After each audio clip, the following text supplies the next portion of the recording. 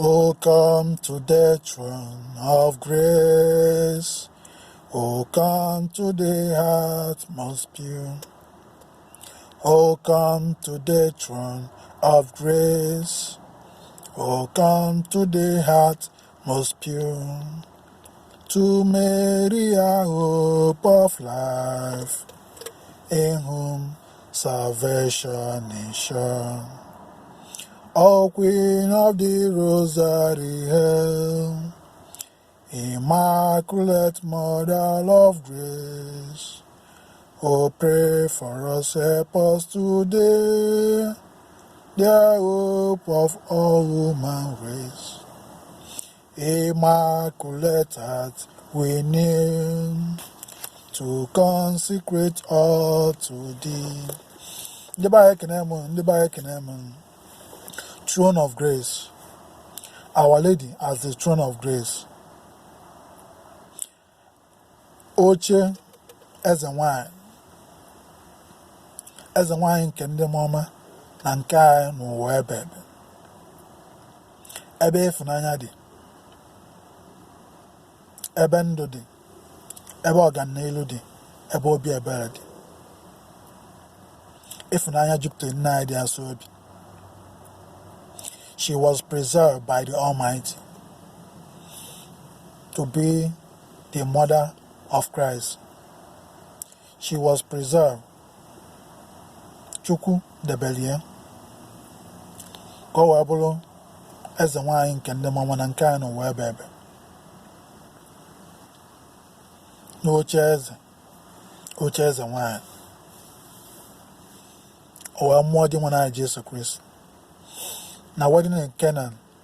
Olube mgbe nye nwa anyị Jesu Kristi eji mee miracle, mana ọ bịakutere bịa yọọ ya, o mee mmiri aghọrọ mmanya.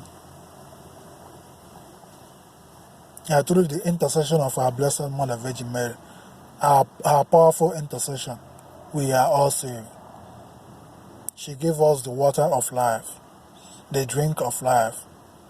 People that are thirsty, she consoles them.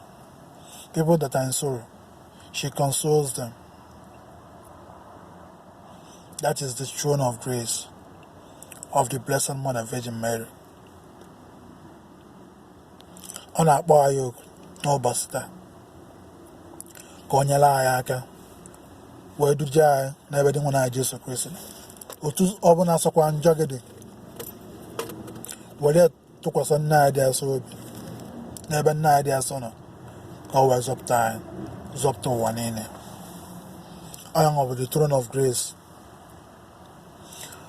Ọ dị ka n'ife omi nke aṅụrị nke ise, achọrọ Jesu mkpụrụ ụbọchị ite ekwudere na tempụl ebe ọ nọ na-akụzi na-aza ndị maara akwụkwọ.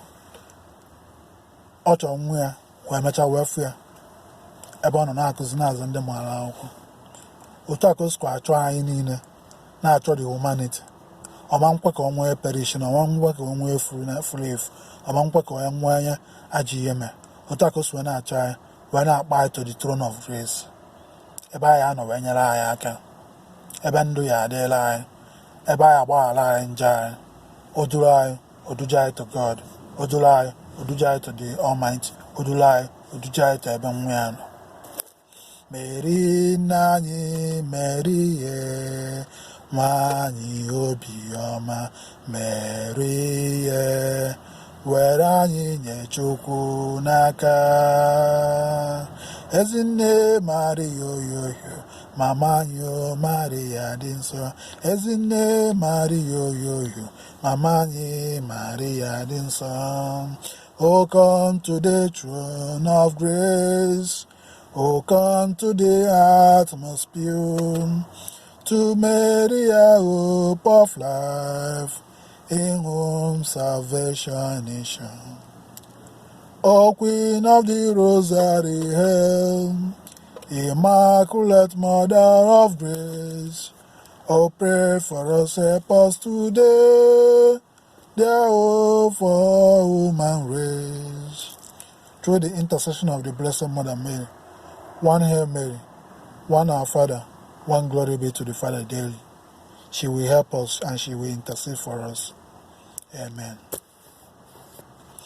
May the Lord Almighty bless us.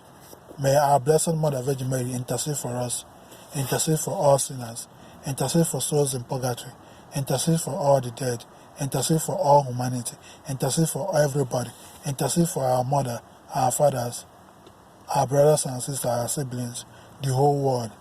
Amen. Okay, ndị be anyị ọmụ SankoFM Ezemmuo esi Los Angeles, California, USA hotelu nkuzi nke amaka, the throne of grace, Our Lady as the throne of grace and her powerful intercession. One love.